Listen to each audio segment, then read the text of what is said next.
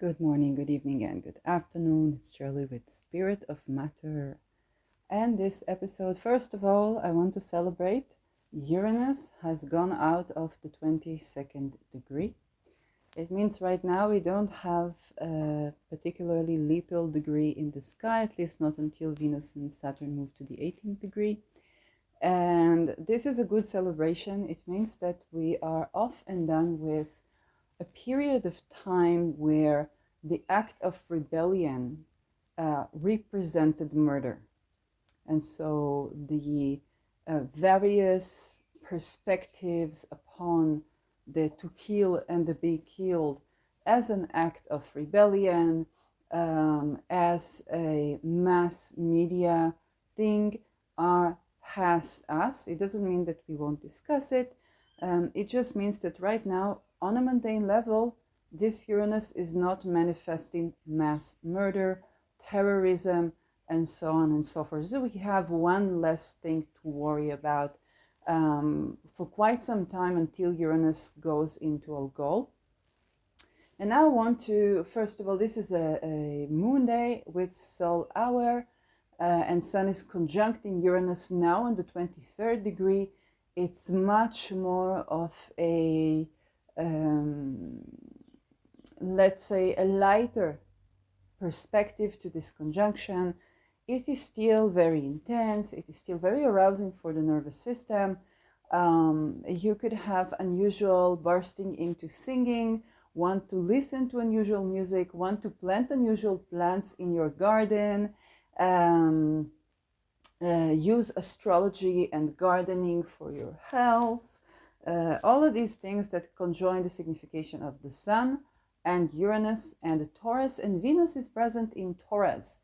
So this is very, very lovely. The moon itself is in 28 degrees Cancer, 1 degree away from trining Neptune on the anaretic degree of Taurus.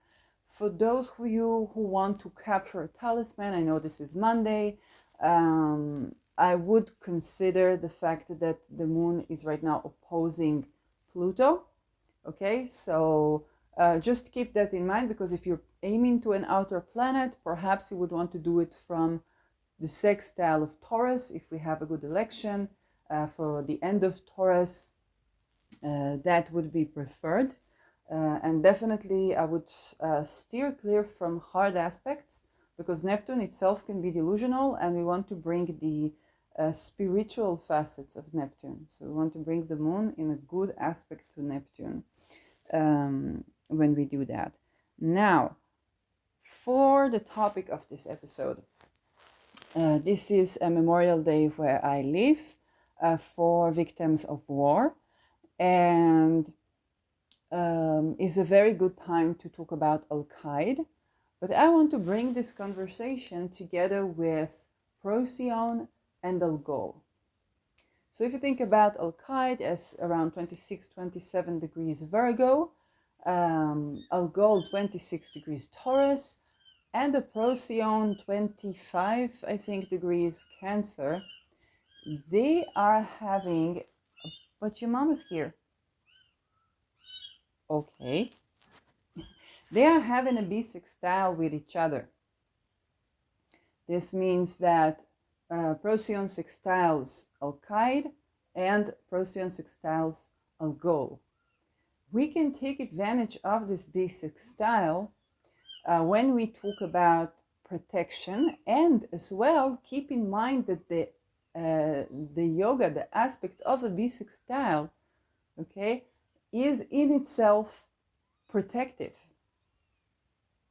So while we might not have this yoga in the sky every day, okay, it's more difficult because we would need the moon somewhere, we would need the midheaven right on that other somewhere, and we would need the ascendant on the other pole of the bisextile. So it's very difficult to reach this yoga together.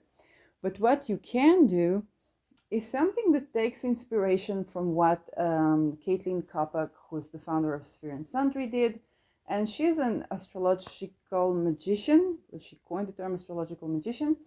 And she wanted to comprise the chart of the Thema Mundi. Thema Mundi, the birth of the universe. okay, the mythical birth of the universe. And so it's difficult to do it with the metal. She would need something that she can blend into something. Because what she did was basically along the course of 5 years, took a talisman of each planet in the location where it was in the Tema Mundi, and then made a big ceremony, a week-long ceremony to combine these together. And then you would have like a Tema Mundi butter and stuff like that, but you could also then consecrate an actual talisman. That is the Tema Mundi talisman. Okay, if we take a look at the synchronicities that came up with that, so I would immediately we saw Beyonce, and then if I went delved deeper into music, I ran into Michael Jackson. So we know that it's not something that hasn't been done before, but it's definitely something that that she had a lot of difficulty doing. Okay, people were not really supportive of her when she wanted to consecrate body butters rather than crystals from the get-go. But eventually it came into being. So what you can do if you want to create such yogas is to do the very same thing. You can take substance like honey, or prepare a butter, or prepare essential oil, preferably with jojoba, because this is the most sustainable. Honey is like the best. And if you keep the herbs you can consume, you will be able to consume this honey, and this will last for like eternity. So to make a particular talismanic, I don't know, honey or butter or whatnot from these stars, and then you can conjoin and combine them and make a ceremony that brings them together. So this is a bisextile I definitely am planning on capturing in the future. And the very angle of the bisextile is incredible. I don't know when we will have a bisextile of some of things along this, because right now we have Uranus approaching algol. It's not the best mundanely, but we will have Venus on algol. We had Jupiter on algol. When Jupiter was on algol I think was dim, so it was not a good time to capture. I captured it before that, and I did manage to get good algol and good Jupiter, but it was Jupitaurus and not Jupi algol, so something else that I did there. And we have Lilith, Black Moon Lilith, approaching alkaid. And anytime the moon is approaching procyon, we can have this bisextile. We need to keep in mind that Pluto is opposition to the moon, so you want to do your trial and error. It will take a couple of years to do this yoga, and the best if you could bring the bisextile. Okay, if you can consecrate it with the energy of the bisextile, because the bisextile in itself is protective. Okay, now I'm going to delve deeper into the protection of each one of these. And why would I summon or would I petition all of these three together? And I want to also mention that I lived in Israel during the 7th of October war. And while we did have, let's say, web connection, but even when you don't have web connection, you can just petition or say intention. And this is something I did over and over again when villages around us were slaughtered. Our village was supposed to have been slaughtered, and fortunately was not. I'm going to explain the raison d'etre of doing this. I did not approach alkaid back then, but I did have a talisman of yes, I did approach alkaid actually. Now, for algol is very simple: return to sender, deflect, shield. Especially because 7th of October was the practice of ritual rape and torture under the guise of a political conflict. I addressed this. This is not Huwefistan. This is Israel and Palestine. And by the way, today there is a joint memorial of Israelis and Palestinians who are commemorating the victims of previous wars that were undertaken without our wish on our lands. So you can seek and join those. And so with algol, you set a very clear boundary. Algol is also considered mundanely the most malefic star. because all of these boundaries are crossed mundanely. But when you turn to her magically, she's actually very shielding, and and she brings you to put the boundary, okay? Whether you need to take your anger out, not in the form of assaulting another person, but to take this energy back. And people who wear talismans of algol, they experience various things from confronting the same situation usually 3 times until you set the boundary right, and you set the boundary right 3 times, and then you no longer have this situation. When I was just moving here, people felt comfortable to ask me all kinds of really protruding questions, to the point that the bus driver told me the address, the exact address of where I live, and asked what unit I live. Okay, so I did the Wu Wei on them, and then I called the goal. And then 3 times I had the same situation, and I had to put the boundary very strictly. And then never again, not only never again, I saw women drivers. All began to be women drivers. And I didn't talk to anybody, I didn't talk to the station manager, maybe only to the passengers, and that's it. Okay, I warned the families that such a thing can happen to the children and so on. And that's it. So, but when I called algol, she also works with electricity. I was driving the bus, there were only women with me on the bus. And then I went down, and the entire street where I live was dark. The entire street was dark, and one of the electricity poles went down. Yeah, there were people in the street and so on. Just everything, the electricity, the entire street went down. And this is one of the affirmations where you can have where algol. She puts the lights off. She takes the light off from anybody who would try to assassinate anybody. She resets the electricity. And it's very interesting how, when you think about the electricity circuits in our brain, overall general nervous system, and a reset. Okay, so the entire nervous system where my street is was reset. Okay, to be shielding, to be protected. Now, entire nervous system, you don't mess with this person, you don't mess with this. Okay, and then when we talk about alkaid type of defense, is from a completely different place. Today, for example, I took the bus home, and then I went to a certain station, because I always take a different station, a different place. Is good for the nervous system, it is for my health, and because it's fun, you see other places of the city. And then I was blending in with people that were waiting for the bus station, for the local bus station. And as I was blending in, I was paying attention to the sense of feeling one of the crowd, feeling belonging in the crowd. Okay, so there was a boy next to me, and he was playing chess in the... there were a lot of occult symbolism, by the way, because the boy was playing chess. And I just thought about chess. Well, this is thought as a strategy game, but basically, in chess, you have particular rules, and your strategy only works with people who play by the rules. Life is not like chess. Okay? And so for the occult, they always teach people the chess analogy, and they teach them that in war all lose, and they show the chessboard with everybody losing. But they still teach you strategy in the sense that you learn how to play chess. Well, in life, it's not chess. Okay, you don't have this person have these rules, this person have these rules. You don't have this. The only way is you make people obey such rules, and this is how army services work and so on. To my right, another woman who was with the wagon, and the wagon had owls on it, yet another occult symbol. And she was just, checking her phone. And then there was another mother with the baby, and the baby wagon had stars on it. Pay attention, okay?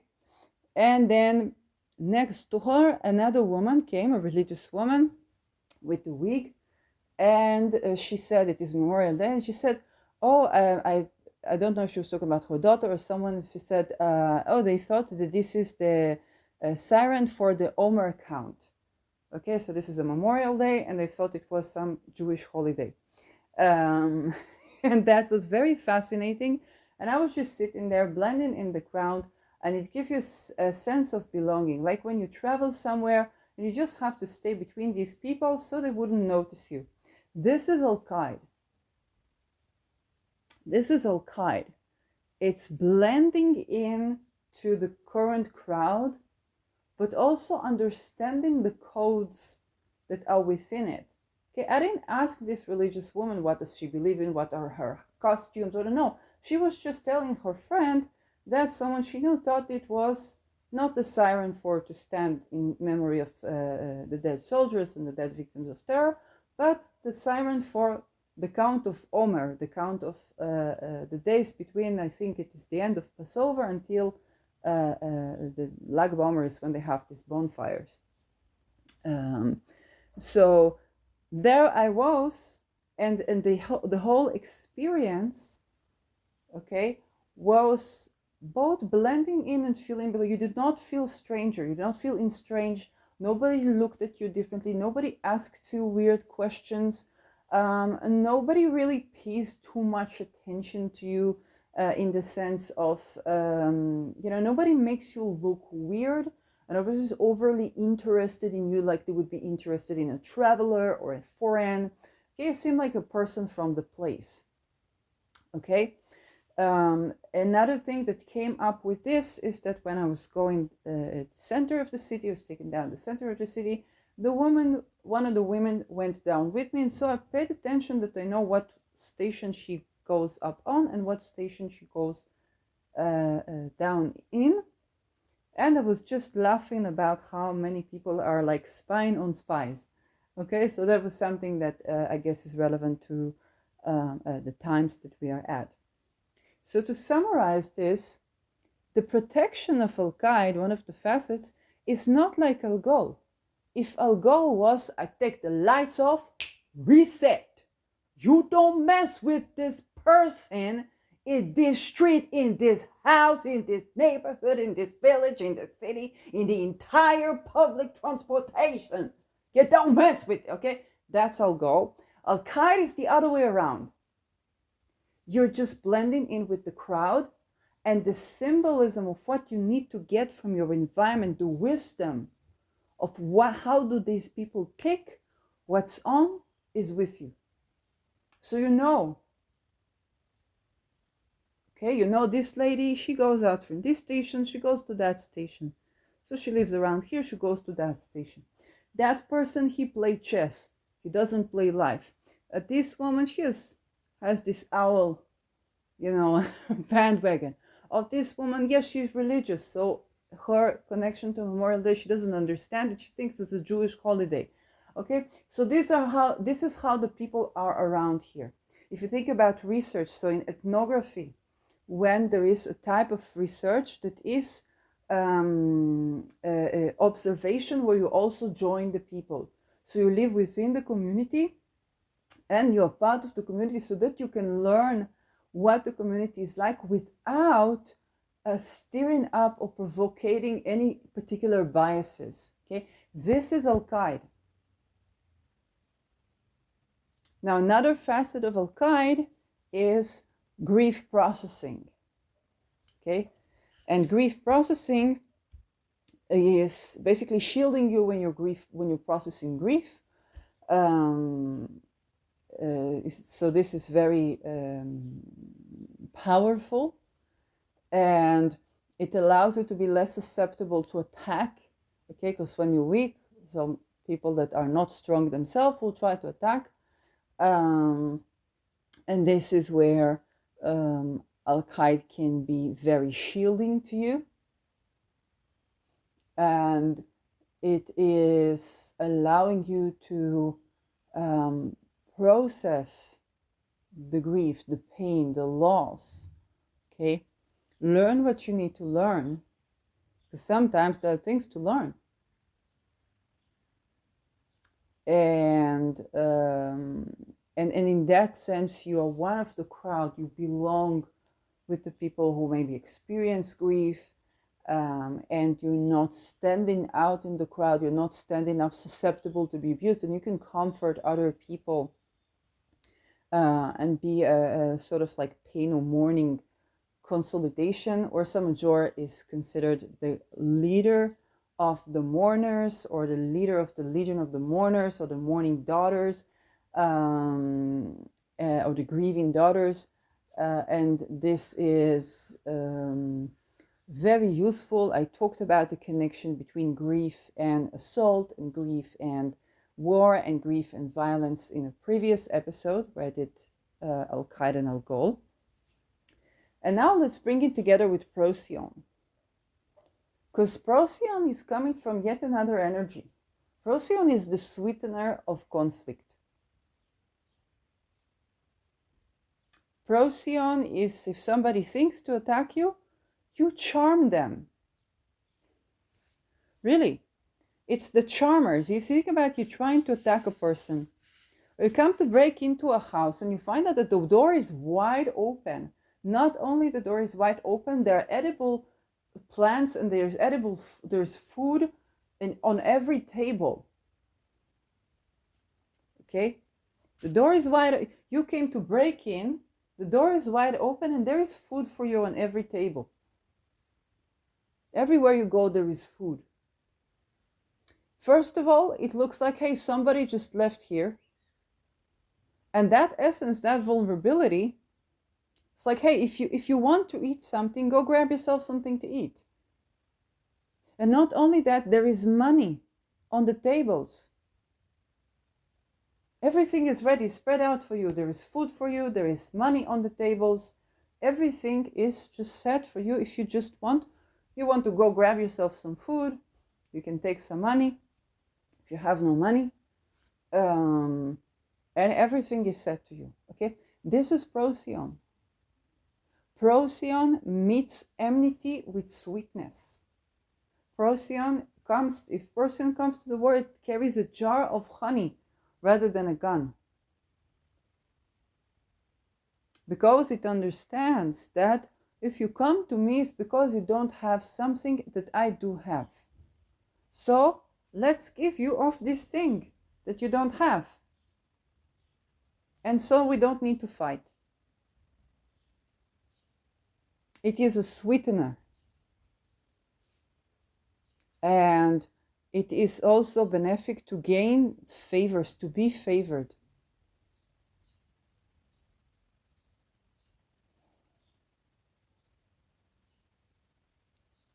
And so if you conjoin the ability to blend into the crowd, the ability to set a boundary, and the ability to sweeten conflict all together, a person really has no reason to reach all the way to algol with you. Okay? If you blend into the crowd, while you get the wisdom of how this place works, and you accept it, you accept the people, they should accept of you. And you have procyon. If somebody comes to you, you have an open door with a jar of honey to offer them. So you're benevolent and you're also favored, so you will have benevolence to give them. They really have no reason to go all the way to algol with you. If they do, off with their heads. This is algol. Okay, this is you meet algol here. She's protective, but also when she's not chopping heads off, okay, of people who really went all this for the really are all this either stupid or in such a situation where they didn't even see they didn't notice that you blend in. They didn't see the jar of honey. They didn't see the money. They just are coming for your head. Then algol will chop their head off. But when she's not busy doing that, she's a wealth talisman. She just increases the wealth. Hey, if this person blends into the crowd, okay, don't cause unnecessary provocation. If somebody comes at them, they're kind. Okay? They are kind. If somebody comes at them, they are kind. Yes? So when nobody is abrasive to you, she will only increase the wealth. But algol, you have to remember, this is a royal star, and the royal stars, they are a nervous system. So if you got all the way to algol, it means that you skipped the jar of honey, or you took the jar of honey, It means that you made a person who doesn't stand in the crowd stand in the crowd. You pointed the finger at the person that is one of the crowd. They belong. You made them feel not belong. Okay? And many other things. If you look at the fixed stars, many other things. So now you come to algol. What are you expecting? Off with your head. Maybe if you are dead, then you will reset, start over. Yes, you cross over, you learn, you rethink this experience of life that you had, then maybe you can incarnate again, have better life experience, and people have better life experience around you. Now for the bisextile, what is so lovely about this is like an invisible shield. It's all harmonious aspects. Okay, you have two planets that are trining, and in between them a planet that bisextiles them both. In this case, procyon bisextiles alkaid and algol. And now this angle in the sky that you have to bring in, you have to summon it in. First of all, you need to tap into it. It's not an obvious, okay, a hard aspect, it manifests. Think about the friction. You can go and go and go and go and go. When do you notice that you're in a certain structure? When you run into a wall. Okay, but otherwise you have to be observant. If a baby just begins to walk or to crawl in the house, you have to take everything away from the floor, from everything, and it would tend to, unless stopped and guarded, run into a wall, run into something. Why? It walks around.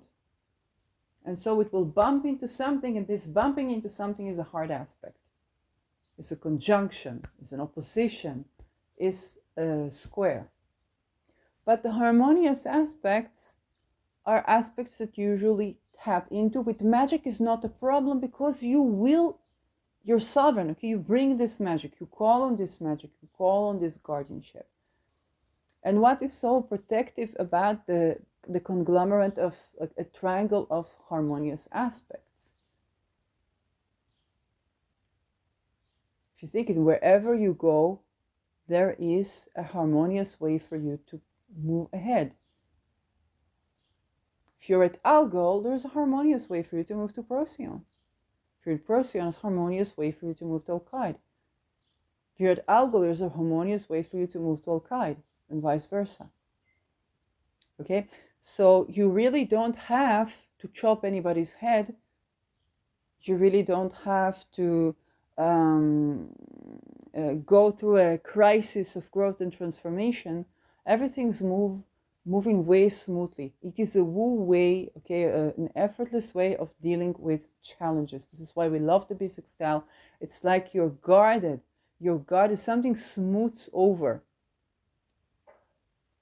Something smooths over your energy. Something smooths over your ritual. Something smooths over the hardships in your life. It's like a balm. And when you have this aspect happening between planets that each alkaid and algol, mundanely, they can be very malefic. Alkaid is democide, not genocide, democide. It's mass population, mass murder. The destroyer of nations. It's beyond genocide, not destroyer of nation, destroyer of nations. It's democide. Okay? If you see all this, October 7, Zayin, Seife, none of that. They're trying to get alkaid to democide. But if you look at the astrology of 2030, you understand they have, because all the planets are going to be, they're going to be a stellium in Sagittarius. It's the planet of optimism, expansion. It's outside of the city. But you're going to have in Uranus, you're going to have Lilith, and you're going to have Uranus. Okay, and Uranus is the Eureka aspect, and so with Lilith it's the unconventional, the city, the unconventional, the Eureka. Okay, and I think you're going to have Saturn. Yes, you're going to have Saturn in Gemini, but Mercury is going to be in Sagittarius, if I'm not mistaken.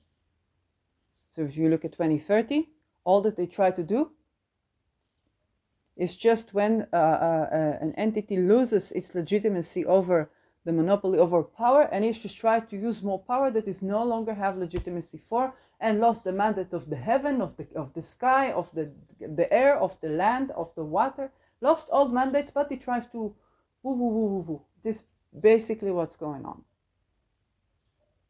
But when you work with alkaid, when you tend to alkaid, you understand this. Because alkaid is very protective from these very democide. Okay, you can blend into the crowd, whether you're a refugee. And I want to tell you a story about this as well. When I was in between houses, I was in a shelter in Netherlands. And indeed, they have the best conditions. Everything that builders say is true. People come from all over Europe to the shelters, to winter shelters in Netherlands. And so I was there, and there were with me people that did not have Dutch passport, that did have Dutch passport, people from Iraq, people from Iran. Okay, there was a social worker, there's Irani, people from Algeria, people from Morocco, people from pretty much Tunis, okay, as well as Eastern Europe. Everyone. And my Dutch passport still did not arrive, so I had my Israeli passport. Temporary Israeli passport, emergency passport, cost me more than 2 tickets. Okay, and this is where I had to flee. And the social worker at the border was laughing at my country. She said, "Usually Israel is not a country you need asylum from." I say, "Yes, you are correct, but here I no solution, no housing. I just ran away from violence, the situation." And so there was no problem. Everybody knew I'm Israeli. There was no problem. Not with the Moroccans, not with Algerians, not with Irani, not with Iraqi people, not with nada. Nada. There was, and this is also true what Wilder says, the Moroccans, they have the Berber community. If you're not Berber, they don't give you housing because they give the rights for the community. But this is bad. This is Netherlands could fix. You don't need Brussels. Netherlands could fix that. They could give individual rights because Netherlands is an individual country, and they could give individual rights. Then you wouldn't have this terror. Okay?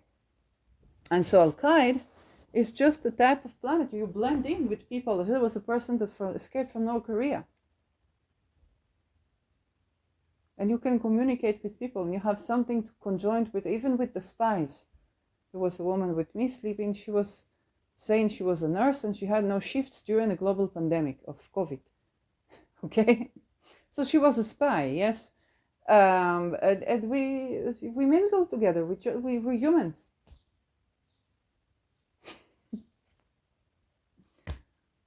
Later she asked me if I want a ticket to see some shows or something like this. I said, okay. She never gave me this ticket. I would never have the money to go to see these shows anyway then. But you just mingle. This is alkaid. This is the power of alkaid. It's both to process grief. When you process grief, it shields you, and then you connect with people and you assist people rather than being a point of exploitation or being exploited. But also it is a way where it's not about the algol, which is like the setting boundaries. When I came to a new village, everybody was like, who are you? Where are you coming from? What do you do? Are you living alone? Who are you to ask me, am I living alone? Would you, okay? But they don't have this reasoning. Yes, the bus driver, yes, you live here in this address. What apartment? It's fucking creepy. It's fucking creepy. Okay? They wear that all up in your grill, and you don't even have a grill. So algol is like a reset. Okay? But alkaid is more when you travel, when you need to blend with the crowd, or when you're going to work. So you're going to some place and you don't want the whole world to point at you. Where are you? Are you living alone? Do you have a partner? What do you do for a job? What do you do for this? Are you looking for work? Okay, so all of these things, and so to have the conjoining of algol and alkaid is both set the boundary where you need to set the boundary, but then blend into the crowd. Okay? Blend into the crowd, blend in with the people. Because you're not met. At first, they're doing stupid things because you're a stranger. And they don't have strangers every day, so they act stupid. But very likely you act stupid too. Maybe you're doing things that put you as they see, oh, this person, they come from the city. I think a decade after I left the city, where I met with a person that was my bestie for a decade later, she said, I see you are from the city. You have your body language, your everything is from the city. And there are things we do until today. If I write a satire on the Memorial Day about thinking that the siren was from rockets, and I publish it, it's like the Jonathan Geffen speaks from my pen without, everybody could know I'm from the city. Yes? But there's sometimes that are calling for different behavior. Nobody has to know where you're from, you're traveling. Nobody has to know. Or nobody has to ask you all kinds of weird questions. You mingle with the people. But also information comes to you at this point where you understand what is this place about. You yourself understand, oh, this person lives here, they go down here, they go to the shopping here. It's not like you spy on them, you just stay and observe your surroundings. Oh, this person is religious. Oh, they don't even think of Memorial Day, they think of it as a Jewish holiday. So the siren was for Jewish holiday. Okay, this is where you get this conjoining, and then you have procyon, in which your way of dealing with conflict is the way of kindness. Immediately, you don't even have a conflict. If somebody tries to break into your house, they have a wide open door. Maybe the cat will come to greet them. There's only food on the table, okay? But if they misuse that, off with their head. They won't even see it coming. Okay? Why? Because they reach algol territory. So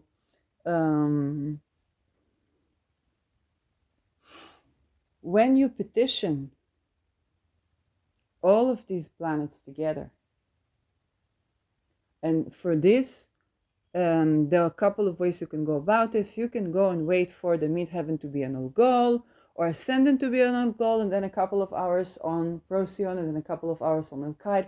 When there was 7th of October and we didn't know if we we're going to get slaughtered, there was no time for that. I just wrote petition for all the three of them, and I called their names, and I summoned them, okay, to sweeten any conflict, to set boundary, okay, to set boundary, to abolish, to shield from ritual rapes and stuff like that, or torture, or whatever went on, and for alkaid, for protection from assassination, basically, okay, you can't be located, and so on. So I just called all of the names together for protection.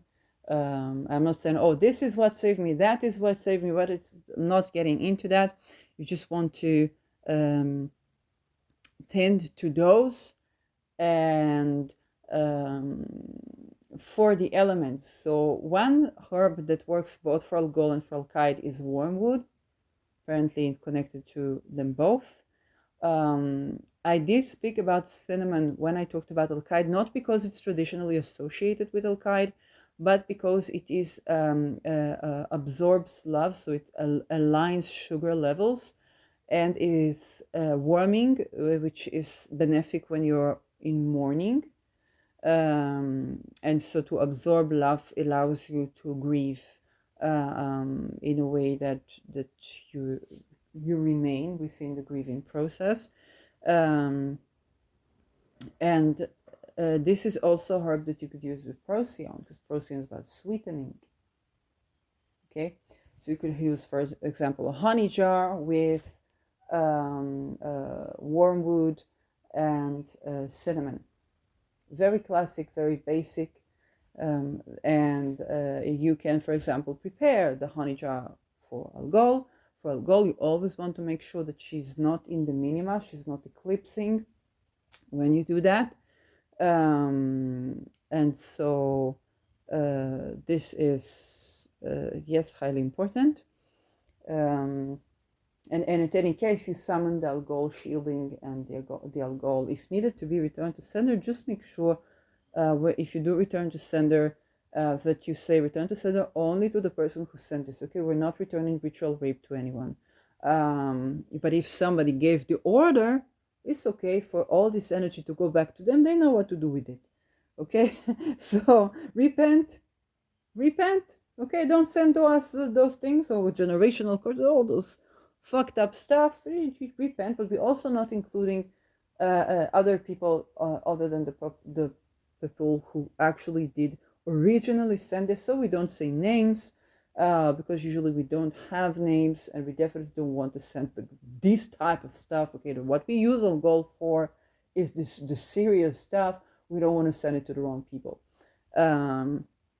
Not just because of like karma and stuff like that. It's just like, hey, it's not effective.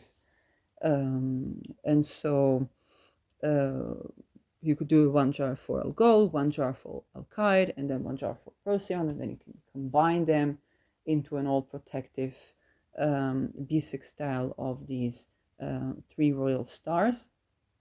That's one way that you can work with that. If you're in danger, in this, in that, immediately you call all these, all of them, and you just call all of them. You don't ask where I'll go. You just call all of them, and that's more like for the emergency thing. And the conjoining wisdom of the 3 will accompany you towards your journey. So now to have procyon talismans is a bit more difficult because of the placement of Pluto. Pluto is right in front, so for the traditional astrologers, this is not a problem at all. They don't ask where the outer planets are. They just wait for the moon to conjoin procyon, and that's it. Some even do it with the midheaven or ascendant. But this is something that I do pay attention to. Okay, in general, it's not a bad thing to call on procyon whenever the moon is at this point, because it is opposing Pluto and we're bringing the sweetener to the situation. It is also not a bad thing to work with the entire B6 style. Okay, because whereas alkaid is closer to Libra, so it's applying to trine Pluto. To trine Pluto. Where is the procyon? Person is opposing Pluto. Where is algol? She's stealing the orb for trining Pluto, especially when it goes back to Capricorn now. Okay, until November 19th. So from September to November 19th. So alkaid and algol are very benefic to deal with Pluto, and then you can call on procyon. But to have an actual procyon talisman, I think right now, like you can do your trial and error. Same with the Neptune, triggering Neptune from the moon on the anaretic degree of Cancer. I don't outrule this. I would just like be cautious about trying. And I would prefer it from 29 degree of Taurus. So it would have the sextile, and it would be also the moon in Taurus. It's both taking the word of Sphere and Sundry for it, because they did moon in Cancer and then moon in Taurus with Jupiter. I did the moon in Taurus with Venus already, and also the moon in Taurus where it was at the 5th lunar mansion, which is very benefic. In general, I love the 5th lunar mansion. It's the end of Taurus, and I can say that yes, absolutely, the moon in Cancer. I did a candle for moon in Cancer. Immediately, it's all about relational drama, but it is from the Cancer. It's very cardinal. It's starting a certain process, and just like Caitlin said, it is a bit psychotic. Okay, it's a bit psychotic, and because it starts things with this cardinal fire that is like, oh, let's deal with that. It's like, wait, wait. And the moon in Taurus gives you the deep in-breath. So the first Taurus talisman I worked was actually from Halo Astro, Venus in Taurus. and it was the Vinu Rahu. Although the moon was with Rahu, she still got the divination to do it, and I just love it. And I noticed the deep in breath, and then I said I really need to try it. I'm an aromatherapist. I said I must try to bring it in. And it's like, oh yes, I have, frankincense and then orange and the conjoining of them, which before my journey brought in a lot of deep breath in. Amazing before menstruation for those of you who menstruate. But I wanted the deep in breath. And then I got it with the moon in Taurus. Yes. And definitely when I did a moon Venus with Venus as a Reshkigal, there was just this aura of that in-breath, this magical energy that I really love about Taurus. I don't know if it's connected to the Jupiter that's still in it. As Jupiter was not in it for the Venus in Taurus that Haloas Astro did a couple of years ago. And all in all, it's a deep energy where the moon is very much at ease and at peace with. Okay, it's still the moon. You're still going to feel the moon, but it is very satisfied here. It's satisfied to the point that where you don't want to think of it as boredom. Okay, it's very satisfied, but it's satisfied. Think about the deep rest before you take action. So if you get such deep rest and such deep satisfaction, you already want to do something with your life. Okay, it goes in a roundabout way. So I would definitely take it. And when we want to bring Neptune, I'd definitely try to do it with the moon in Taurus. If we still, yes, we should still have the chance to do so.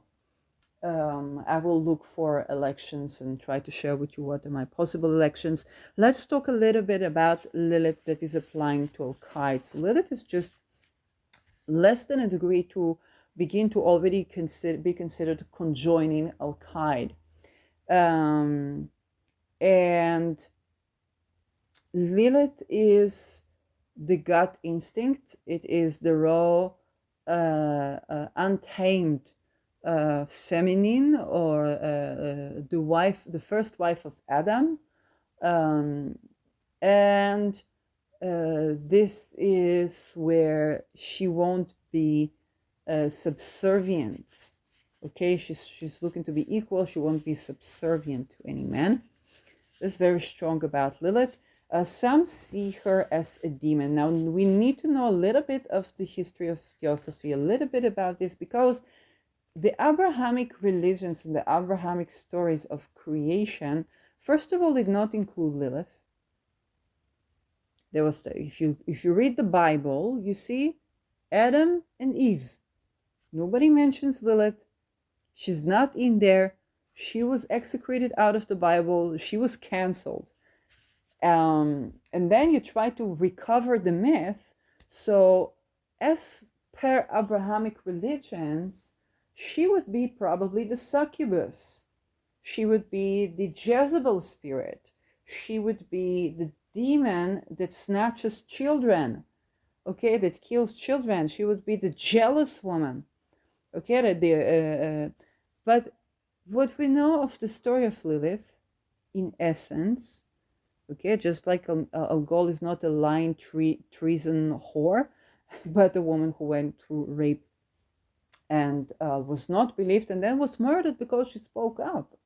And so her rage turned man into stone. Of course, it turned man into stone. Yes. And so the feminine deities with Abrahamic religions, they got this is the big pitfall of Abrahamic religion. This is where Abrahamic religions sway from Christ consciousness. And so you really have to sift and sort through the Christianity and Judaism and Islam from between the human vessels that were of the spirit of the times, and the Christ consciousness that exists in all of them. And this is where you would get stories of Lilith, where she's snatching children, she's this, she's that. Well, she was not willing to be subservient, she wanted to be equal, then either Adam casted her out or she went out. Then there are versions where Adam is repentful and he wants a second chance. And Lilith is saying, no, if you mistreated me, I'm supposed to not give you a second chance to mistreat me. And now this is various culturally, okay? There are some things or some types of where a person's been misbehaving, then they they change themselves and they're genuinely a changed person. And there are some places where she just would not accept the cycle of hurting reconciliation. And she said, no, you don't get another access to me. And so she was canceled by men who were abusive. Okay? And so this is where the myth is changing. Some people would see it as, oh, she was hard-headed, she would not give Adam a second chance. And this is sometimes where the people who are not so exposed to the cycle of abuse would interpret it as she was a hard-headed woman, Adam was wrong, he wanted to fix himself, and she wouldn't give him another chance. This is one valid story. Another very valid story is that Lilith just would not perpetuate the cycle of abuse. Now, if you think about Lilith and alkaid, what has Lilith to grieve? When something approaches alkaid, what has this planet to grieve? Where can this planet blend in? Okay. And so what has this planet to grieve? So Lilith, of course, gave up a certain type of partnership where she was not equal. So she's grieving, you can be grieving the loss of someone, even if the someone was abusive to you. Set a boundary to them. Normally people are not just abusive. They're humans. Even when people, when you talk about satanic rituals, it's not satanic. Saturn is about rest and dedication. It's the skin, it's the bone. What's the best thing we do for our skin? We take a good night's sleep. Okay? And then we dedicate our energy with a little every day. It goes along the way as the master of time. So it's a little dedication over time builds into a joyous life or achievement. But when people say satanic ritual, of course, they don't mean Saturn ritual. They mean what they think they mean, but it's actually the church. And how do I say this? Because the church, only in the church you would hear the word Satan, only in Abrahamic religion you would hear the word Satan. And so these people, they worship Satan. Yes, without the existence of Jesus, there is no conversation to talk about the existence of Satan or Lucifer. And again, Lucifer is Venus, is the light bringer, it's the Venus of the morning star. It's the light bringer. Okay? Again, now what does Venus want? Pleasure. How do you have pleasure? Will and consent. You feel safe with someone, then you can be playful, then you can be aroused. Then if you're safe all the way, then you can be really aroused, and you can have very good sex. Then you're fertile. You have orgasmic birth, then your parenting experience is lovely, and your children also want to do the same as their parents, yes, but they find their own children to do that, and so the lineage goes on. This is Venus. Okay, but when they worship Venus, they worship Lucifer. Well, without Christianity shaming people for being sexual, you don't have Lucifer, where they worship sin. Yes, but what they worship not to have sex. It's not like, yes, let's make free love. No, they have rape rituals. It doesn't make sense. It doesn't exist, only as an antichrist and a response to Christianity. And this is unfortunately something that is very strong, is as dogmatic, is the ayatollahs of of these, type of sects and secret societies where you perform these crimes to get a higher rank. which is of course going against anything that would bring you wealth, prosperity, good karma, good life, and so on, with connected or disconnected from Christ consciousness. I'm not saying Christ consciousness is the only way to be a happy, achieved, and authentic human being. But they try to go at authenticity with an antichrist approach that is very detached from the reality and the intricacy of human life. So even the people that were ritually sacrificed or ritually tortured, even these people, they have a lot of human facets to them that are absolutely not fake. Even the greatest psychopaths, they have a lot of human facets to them. They're absolutely not fake. And so it shows us that it takes a great investment of energy to turn someone corrupt. And even then you have to reinvest the energy constantly because the raison d'etre is way, way different. In this way, when we get, okay, so what does Lilith have to do with alkaid? Is the grieving of the loss of a person who wanted to perpetuate, or who was on the way, it's not that they wanted, they were on the way to perpetuate a certain living nightmare with you. Okay? And they don't know how to have relationships, they only know how to oppress people, to control people, whether intimately or in relation or something like that. So Lilith has grieving over the loss of the genuine connection of equality that you cannot have with these people. It's a genuine grief to process. Another thing, and the moon will conjoin Lilith as she joins alkaid, which I hope to capture in the talisman. And another thing is that what can she blend in with?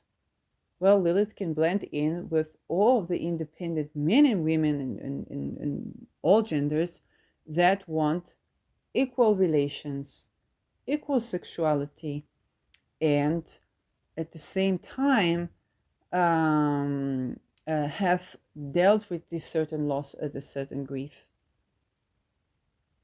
She can blend in the crowd. Also, if you escape the situation, because in some versions she escaped Adam. So it's both the loss, the grieving, but it's also a traveler, so you have to blend into the crowd. Okay, those are all things you can attempt at bringing in. On the mundane level, it means that there are going to be people who will try to keep those women who are independent, who ran away, because they want an equal relationship. They would have gone to try to keep them out of the business, because Virgo is business, out of getting good health care, and so on and so forth.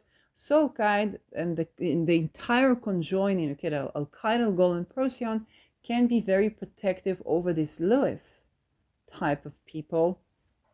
And so with alkaid is more like, yes, blending in with the crowd, finding the correct medicine for you with herbal medicine. If you think about people who need abortion, that can be the case, although Lilith is not necessarily connected with that, or people who need certain, access or certain healthy food. Virgo is about service. So here the mundane is where the welfare, if the mother has children, kidnaps the children, or the locks the women down and no ability to communicate, okay, do the freeze on them, whereas they're not drug lords or defending the mink or anything like that. And so what I mean to say doing the freeze on them is basically saying ultimatum: either you come with us and you are basically kidnapped. You cannot communicate, you cannot reach out to your people, you cannot, you're basically like, we kidnap you, or we don't help you at all, you're in the street. Yes, and if your life threatened, this is what they did to journalist de Vries, and he chose, of course, not to be kidnapped, and he was assassinated. And so there are more intricacies to that, but the element of assassinating people in this way is done towards people who escape violence. And this is where alkaid can be protective, as protection from assassination. Okay? You can easily blend into the crowd and not go into these service places, or if you are in these service places, you can blend into receiving the type of service that you need without attracting the attention of the people who try to kidnap you, okay, to their purposes. So this is where I predict Lilith's alkaid can be addressed magically. It's important when a planet reaches alkaid at 26, 27 Virgo, it's important to address these things magically. I have my descendant on alkaid. You can imagine, I actually do suspect that some of the people who tried to be intimate with me were infiltrators that planned 7th of October. I'm not sure about this. I'm not going to blame someone, something I'm not sure. And I just address this by approaching alkaid and processing the mass grief, and have this processing of the mass grief accessible to them so they don't choose the path of democide and conjoining democide. That is going to unalive them. It's not going to be good for them anyway, but the people genuinely do that because they have no access to processing grief, because they've been put through so much that is impossible. It seems impossible to access love, and there is why they perpetuate these things. So I just approach it with alkaid, and this is what I call blessed enemy. Okay, so that the desire to hurt is diminished because they have absorption to love, and so the change underneath the vengeance is achieved because they have no access to love. And I bless myself with the same thing.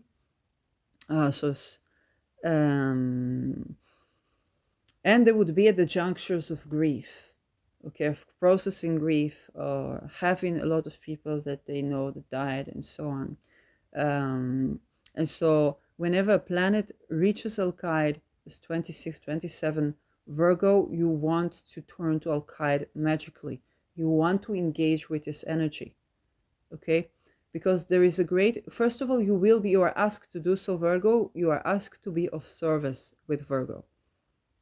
There is an act of service that's associated with this sign almost inherently, okay? And healthcare sign. I will address the 18th degree in another video, but this is, and when you have something on alkaid, you find yourself in a position of service, maybe even health service, consolidating grief, of mass death, mass murder, but you can also find yourself of planning mass murder and of being tempted to participate. Okay, one of the stories of people that has this conjoint aspect, Peter R. de Vries had Jupiter on alkaid, and so this was a person who began his career by journalism, who exposed when people was falsely accused and put to prison. So he wanted to expose this, and later he did a solving of cold cases. So all his life, all his career, he was surrounded with assisting people to process their grief, to find answer, to find the truth. Why? Who killed this person? Is this person missing? Okay, where is this person? Is he alive? Is he dead? And so all his life was processing grief. Then one of the people that he brought to justice was Corvan out, and when he testifies at the court, this person that he is bringing into justice over murder, kidnapping, this was the conjoining kidnapping of Mr. Heineken, and so on, he begins to eye this journalist and has a funding of this person who is bringing him to jail. And so they got to communicate, and from this came out a book and a movie where de Vries described the kidnapping of Mr. Heineken from the point of view of the kidnapper, this Corvan Hout. Okay, you know, when I mention astrologically a Corvan Hout, Saturn square Pluto, and Uranus trine Moon in the synastry composite. Okay, this is where all of the structures in your life are dissolving Saturn structure and rejuvenating. It's a very terrifying time to be alive. All of your fears, Saturn, are touched to be rejuvenated. And at the same time, the very person who's giving you this, who's playing this part in your life, who's triggering this, is bringing a radical acceptance of each other into the mix. Okay, this is swiping the carpet, swiping the rug from beneath your feet while radically accepting who you are. And that's the Corvan out.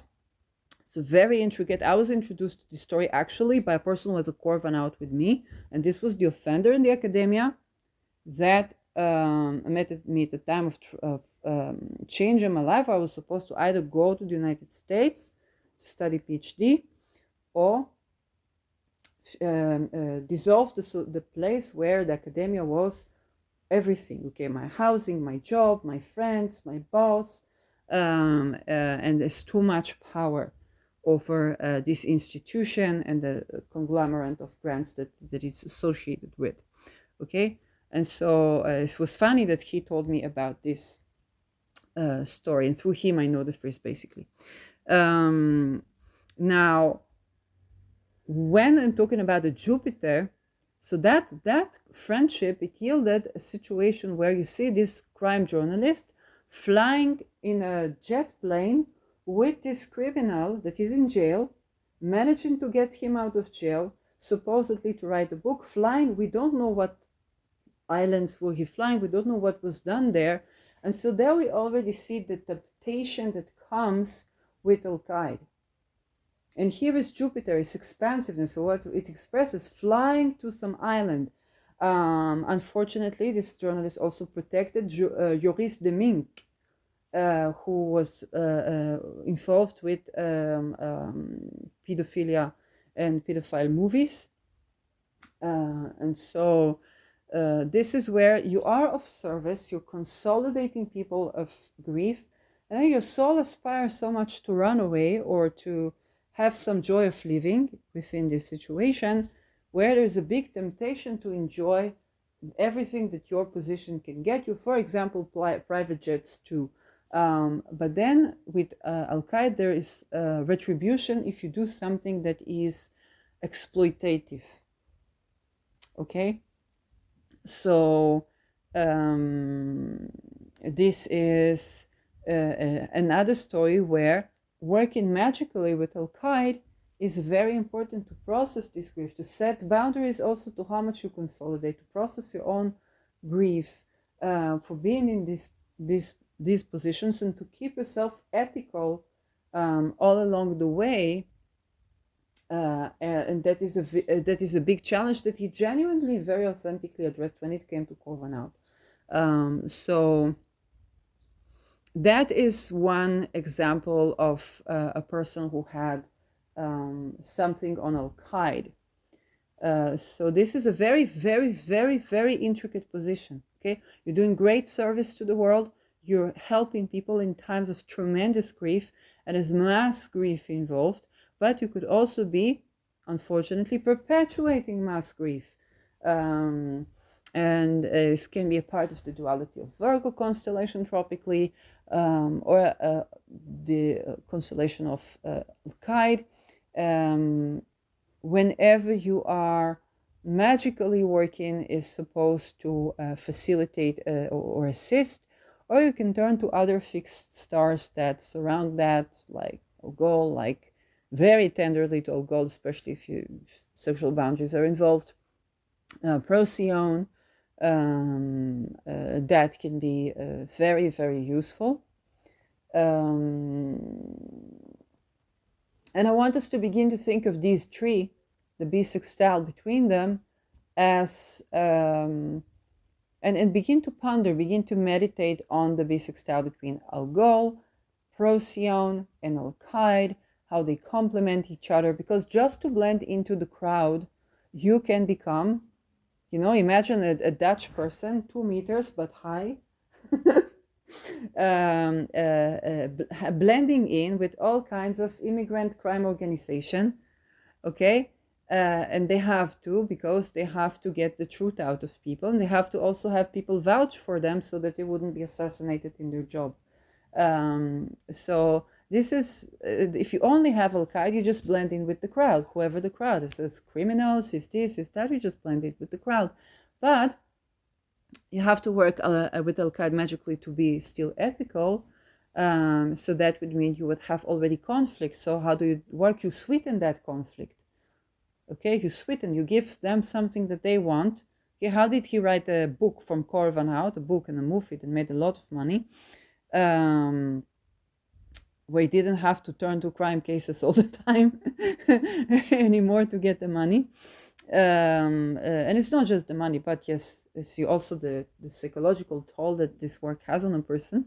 Is basically he gave this prisoner, life prisoner, I think, he gave this person benefits, so to go on vacation with him, to fly somewhere. It's not as usual things that a person gets to do when they are in jail, and so he sweetened the conflict and got the testimony, got the book that was very entertaining, that later was turned into a movie, and got the information that he needed to get out of this person, that assisted to arrest the other, I think 3 or 4 people that were involved with the kidnapping of Mr. Heineken. So there you see, it's not just one thing. Yes, you blend in with the crowd, but you also have to manage conflict that you already need procyon. And then when you add algol in, which was difficult for him to do, algol, he was protecting the mink. It's not possible to do one thing and the other. But algol, when you add algol in, okay, if you don't enable the sexual boundary violation, in any case, and I say without judgment, there's address the cult in another video, but when you call algol in, then this is where, if you really have to set the boundary and protect your neck, okay, this is where, off with their heads if needed be. But algol can have another benefit, which is another benefic factor, another great wealth accumulation talisman. And a great example for men who work with algol and get great result is Christopher Warnock himself. It's both the best-selling talisman for him, and also whenever algol is rising, he always does the practice that he invokes algol whenever the ascendant or the midheaven hits algol, which is twice a day, very intensive. And when he misses out on that, he usually has to, whenever algol shines again, he has to fix it and set the boundaries again, and it's bringing wealth. Okay, so he's doing that for his business and to grow his business. And algol is indeed the best-selling talisman for Renaissance astrology. So there you got free advertisement as well. And I think, yes, I think this pretty much sums up the threesome of royal fixed stars. Processing grief is highly important in the procedure, because this is not about repressing something. It's about really tending to the source of where these things are coming from. And this is the grieving process. And now as Lilith approaches, it's the grieving process for all these relationships, these people that you cannot be in contact with because you won't be subservient to. Okay? And some of these people, they have facets that are like great people. They're great people, they do great things in the world, but when it comes to their intimate relationships, or when it comes to the sexuality, or you can be very attractive, but you cannot have genuinely authentic self with them intimately or sexually or in partnership, because that would mean giving up something, betraying yourself in a way that you could not do. Okay, and that would require you to be subservient. Or for some of you, it means that you are requiring them to be subservient to you in a certain way that they're not willing to be. Now, this is interesting because Virgo is about service. Okay, so Lilith in Virgo is about, for example, the patient being autonomous. So those type of healthcare services where the patient is not autonomous, they are being mourned at when we work with algol. It's like, hey, this is, they know so much about medicine, they know so much about this, they know so much about that, but they don't really treat me as a sovereign being. They're not a good doctor for me. And now you have to grieve the loss of this healthcare personnel in your life. Let's say in your sixth house. You have to grieve the loss. It's like, hey, there's such an acclaimed doctor. I waited so long for them, but I see that I cannot continue a medical process with them because they don't see me as sovereign. They want me to be subservient to them in the process of whether learning medicine or going through a certain process, a healing process with myself. So this is, yes, this is not the way, or the way I go about things. You could, for example, be the health professional that somebody is telling you, no, I cannot work with you, and they are playing the Lilith role. On a mundane level, it can be one of those attempts to enforce unequal relations of medicine. Okay, so because alkaid is mundanely involved with mass grieving and democide, so we are talking about the who and the wef. Okay, their attempt to cause perhaps another pandemic, another warfare, and attempt to do things that involving with trying to oppress the sovereignty of people who would not be subservient. Okay, that can be done in any way from when it's the medical services. We've seen that with Pfizer, with Moderna, and I talked to, and they won't let you check your sperm count. With menstruation, is very visible. Then they tell you, how do you know it's from the vaccine? But with sperm count, you actually have to test for sperm count. And I think in most places, unless you're trying to conceive a child, they won't approve for you to have this this test for your sperm count, and so you don't even know if you are affected. So this is actually an issue. But here with Lilith, I think it is more about attempting to have coercion around medical help, medical service, that you will be subservient to people because you ran away from violence or stuff like that.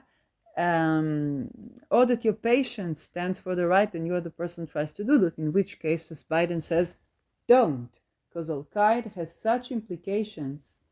And this is a good time to remind ourselves that Stalin killed all the doctors. And after what's happening with the WHO, I don't know if he killed all the WHO doctors, and then he had no doctor that was official doctor. But another saying is that he killed all the genuine doctors, and then he had no doctor. Yes, Adolf Hitler had Mengele, so he killed himself eventually. He didn't want this type of doctor either. He had doctors, yes, but he didn't want this type of doctors. And so Al-Qaeda is reminding us, because Al-Qaeda is in tropical Virgo, is also associated with medical warfare. And we can see the connection between democide and medical warfare with Al-Qaeda. We can go even deeper around this. And so we understand that we must tend to Al-Qaeda magically. It's the big bear. I know at least two magicians that saw Orca. Orca is associated with this.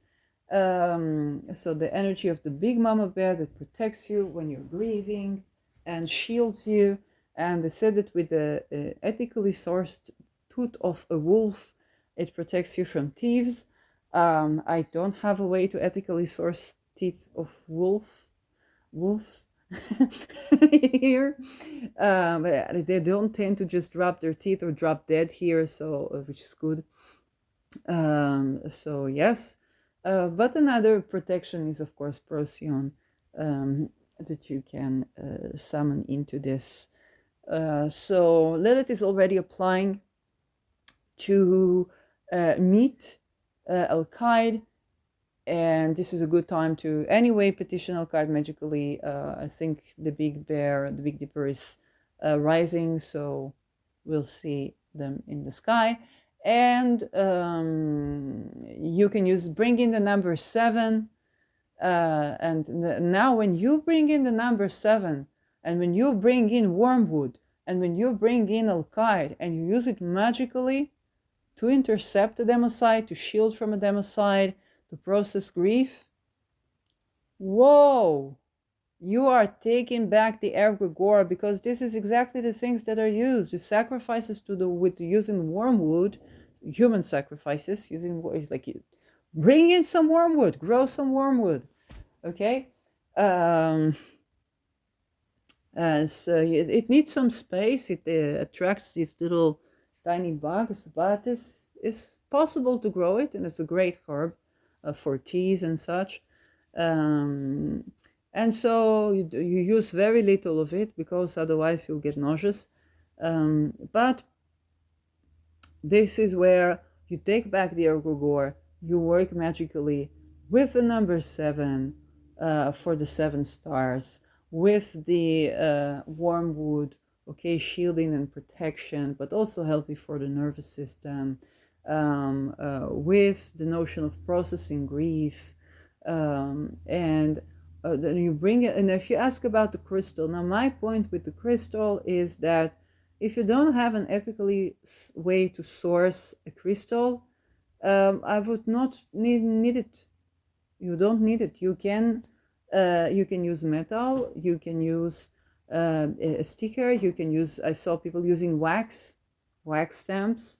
You can do a painting. It's very lovely work. Okay, a painting, and then you consecrate it with incense. Is another way to go about this. Notice that with fixed stars you don't have a lot of time. Okay, it's not a window like for Venus. When I made my Venus Areshkigal moon in Taurus, 10 degrees Taurus, I had an entire hour to make some body butter, which is so nice smelling. It's the first time since Hariklo that this actually sits in for a while, and I actually am standing the temptation to use it, because it is just so amazing. It was very powerful as well. Okay, but it's a Reshkigal Venus. It's not just Venus in Taurus. And this was a void moon, not void moon, it was a moon that is coming to the new moon, but not yet the new moon. Okay, so this is highly the power of invisibility that has this inner wisdom that's true. It's not just the Venus in Taurus. It's definitely not your usual typical moon in Taurus. Did another moon in Taurus.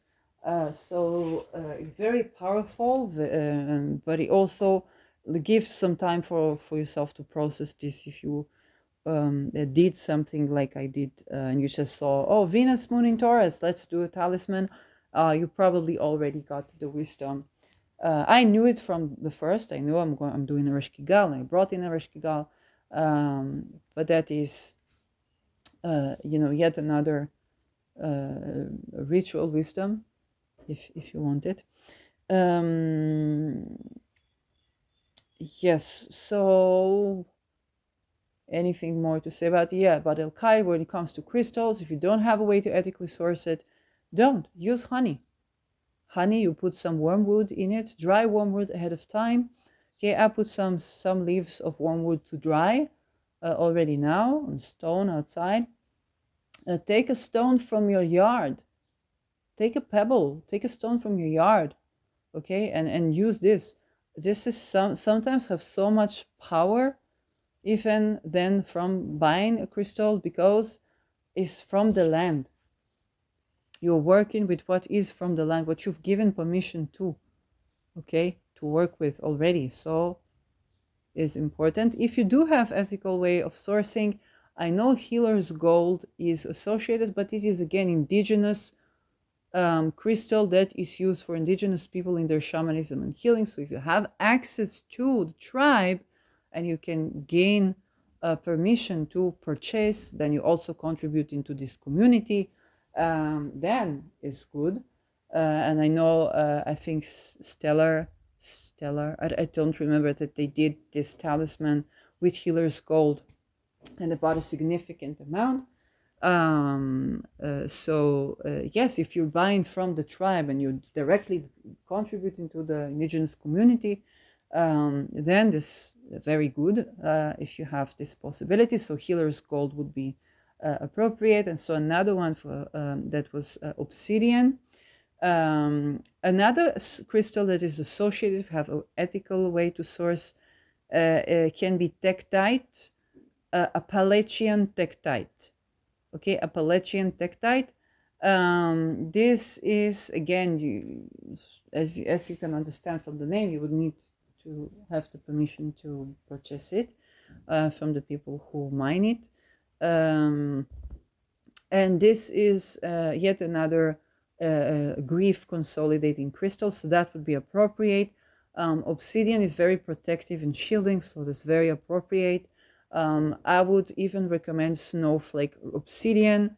I love working with snowflake obsidian. I worked with it during the Me Too era, when I escaped basically to hospital, and there were so many dark energies there, so that I had to bring in the obsidian, and that would ground me. The snowflake obsidian is immediate grounding. I also had a friend who had tremendous CPTSD, and I would tend to feel their anxiety because I'm an empath. So I took this crystal with me whenever I would meet this friend, and I just felt immediately better. So it is very protective, very shielding. I like the snowflake obsidian, is even more immediate than the obsidian. Again, if you already have one, go ahead, consecrate it. If you don't have one, okay, my advice to you, if you don't have an ethical way to source it, don't. Or if you feel that you are in need and you find yourself next to the snowflake obsidian, it would find its way to you.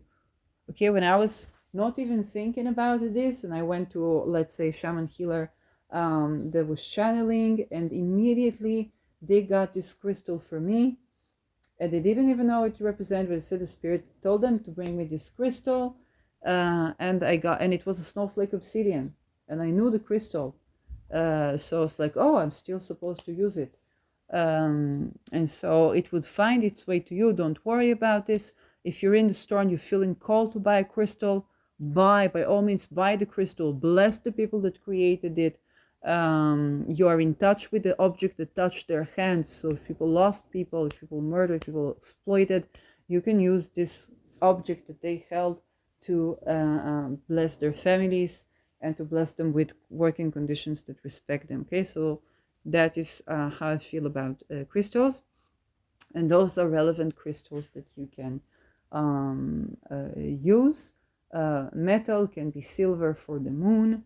I don't know what other metals is associated with alkaid. And I think, yes, other herbs that you might not traditionally want to add, like I said, cinnamon. Cinnamon is great as aromatherapist, okay? It's great for balancing sugar levels and dealing with issues of cruelty. For some of you, you might want to use tagetes. Now, tagetes both represents cruelty, but it can also be antidote because it balances water and fire. I know I would need a series of episodes just to explain the last sentence. You are correct. If you want me to do this, please comment and I will explain. And immediately, and this is another problematic thing to work with, this is Palo Santo. And so I know that Palo Santo has like an extinction problem.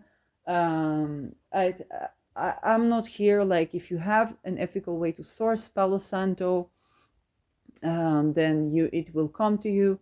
It will also, like, this is one of the things that will just reach you. Okay, literally went to do doggy sitting in some place, and I was in a grieving time in my life. It's very And actually the Venus, it was Venus on the point of Venus where she has his own pentacle, and the point moved from like a Scorpio or something to Libra. And at that day, I was doing this doggy sitting, and the family said, you can use whatever, you can eat whatever, use whatever. And I saw there was essential oil. I said, also the essential oil. Yes, whatever. And there was a Palo Santo essential oil there that I actually used with my own rose essential oil that was running out. So I put some salt in, and I put some drops of Palo Santo in the rose essential oil. You can understand that the divine has blessed me more, more so than I thought. Each one of these oils is not cheap. Um, and then to have them together, and that's how I spent the night sniffing this and going with the dogs. They were very lovely. So you see that these oils, these herbs, these teachings, these crystals, they find their way to you, and you want to honor it when they find their way to you. Okay, so you don't say go away to the medicine that comes to you. Take the medicine that comes to you. So this is for alkaid. And you know, one balanced nervous system balancing herb that always works is lavender. It's just good for balancing the nervous system, for getting into a situation of unconditional love where you can be yourself. Can be very benefic. Works great with Virgo sign.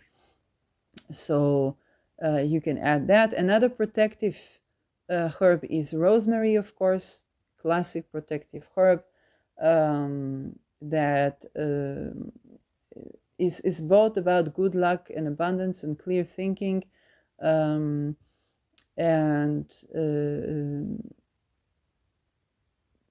the good divination and good protection.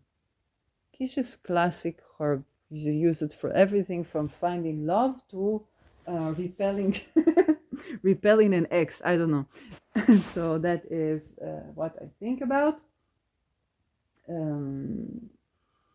Crystals that you would want to add in, other than the shielding. I wonder if I should bring the chrysocolla. Can be great. It's a great communication one. But it's also kind of the element of the water and the shade of blue. It can be very calming. And of course, the shade of truth. I saw people using the evil eye symbol. So otherwise, I was using the evil eye symbol, kind of like the blue with the white eye. So yes, it looks great. It feels kind of nice energy. Usually it's the eye of Denebal Getty, but it's compatible, yes, especially when you protect yourself if you're traveling.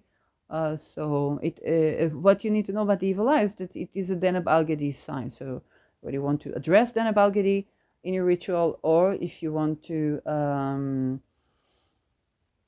how should I say it? If it is important to set a boundary, it has less. It's less of a blending and more of a setting a boundary. For Helwas, this was very compatible because she did a talisman to shield yourself while you're processing grief. So this is very, very important.